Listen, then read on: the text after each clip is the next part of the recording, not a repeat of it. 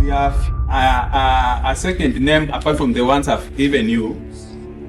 They call themselves last responders. Sisi ni walinzi wa safari ya mwisho. When everything else has failed in the hospital setup, actually these people will now become very relevant.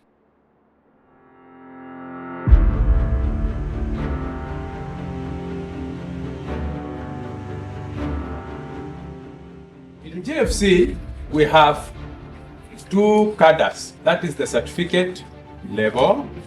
Then we also have diploma level. I'm so grateful and so happy. JFC ndo home. JFC is a big school. Recognize and appreciate the dedication of our fellow morticians who brings care and comfort to the families when they need it most. Come see yourself.